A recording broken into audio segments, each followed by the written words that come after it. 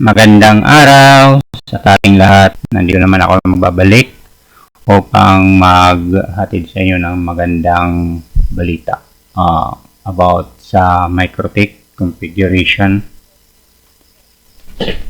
Ngayon, tuturo ko yung kung paano mag-admin restricted protection gamit yung mga MikroTik natin para hindi ma-access yung ating mga modem. Okay.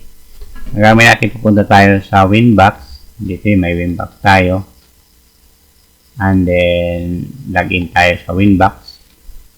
Add password and then connect.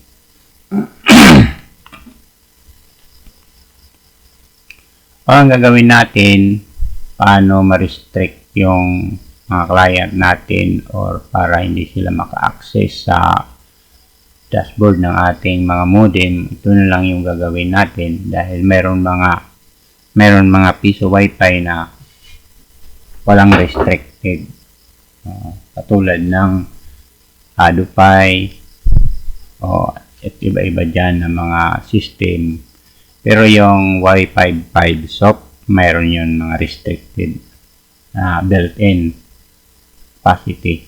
Pwede niyang i-restrict yung client niya na hindi ma-access yung modem. Okay. Dito naman gagamit tayo ng modem, MikroTik, para maglagay tayo ng restriction sa ating mga modem para hindi ma-access yung ating ISP sa pamamagitan ng pag-search ng kanilang mga IP address at siyempre yung default password. Hindi naman po yun napapalitan, kaya madaling ma-access yung ating ISP kung sakasakali man sila ay naka-connect o nakapag-insert coin sa ating mga window. Madali nilang ma-access yung ating mga ating modem sa pamamagitan ng pag-enter ng IP address ng ating ISP IP address. Okay, ito lang po ang gagawin natin. Ituturo ko sa inyo about pag-restrict ng Starlink, admin restriction, and then PLDT and Globe. Okay, ang unang gagawin natin ay pupunta tayo sa IP ng ating MikroTik. Dito sa IP, hanapin natin yung firewall. Yan tayo sa firewall, pindutin natin yung filter role. Okay, dito sa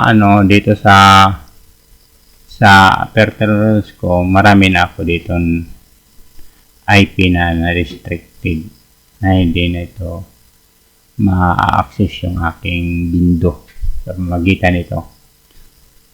Okay, tatanggalin ko muna ito at ipakita ko sa inyo kung paano mag-restrict ng client o mag-drop ng IP address ng ating ISP dito sa ating MikroTik. Okay. Unang gagawin natin dito sa filter rules, i-click lang natin itong plus sign. Okay. And then dito sa my general, forward lang tayo, and then punta tayo dito sa my destination address at ilagay natin dyan yung address ng ating modem or ating IP address ng ating ISP. For example, yung sa smart is 192.168.1.1.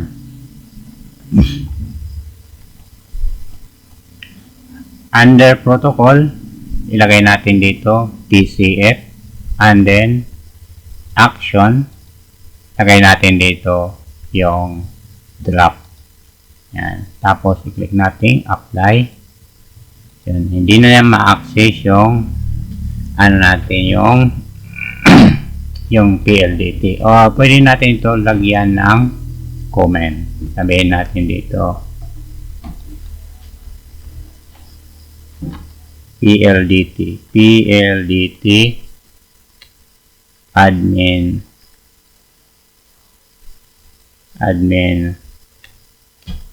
restriction. Okay. Tapos yan. Apply. Para hindi tayo malito. Sunod naman yung globe. Okay. Ito ulit tayo dito sa filter roles. Add lang tayo. And then sa general, ganun din, forward. And then yung destination address niya, lagay natin yung, makikita nyo yung IP address ng yung modem ay napalagay doon sa LAN host. Buksan nyo yung LAN host ng yung modem at ilagay nyo dito yung IP address.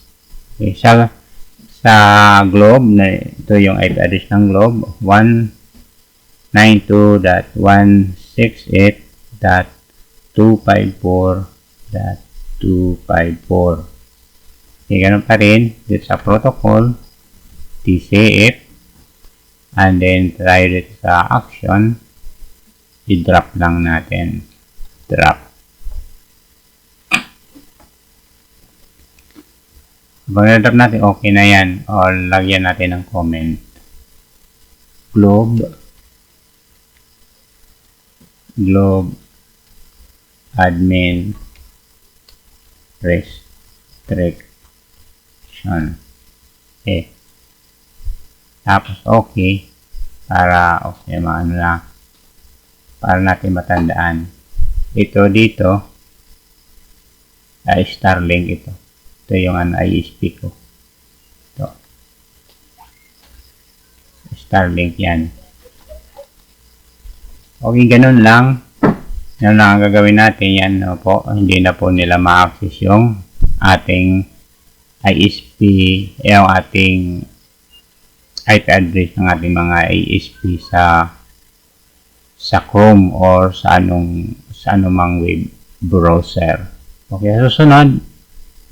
Tuturo ko sa inyo dito sa NAT, Mangle. By the way, sa Mangle, we're also focusing on how to restrict sharing Wi-Fi connection to other device. Dito yun sa Mangle ginagawa. So, pero sa susunod na lang na topic ko, ituturo yan kung paano yan gawin. And then, sa susunod din, tuturo ko rin kung paano maglagay ng mga bandwidths sa pamamagitan ng queues. Dito sa mga queues, gagawa tayo ng mga bandwidths sa bawat port ng ating MikroTik. And then, sa PPPoE, gagawa tayo ng server. And then, secret profiles, kung paano tayo magkabit or kung mayroon tayo mga client na pwede nating i-sharean ng internet connection sa PPPoE server tayo, at kung paano din mag-configure ng EPON modem. Ito, maglagay ng PPoE configuration sa ating mga modem na EPON na Huawei. Okay. So na this topic yan, marami tayong pag-aaralan, kaya hintay-hintay lang mga kaibigan. Hanggang dito na lang. Sana po ay mayroon kayong natutunan tungkol doon sa aking tinuro sa admin restriction ng bawat ISP address ng ating modem. Thank you for watching and God bless you all. Sa ulitin.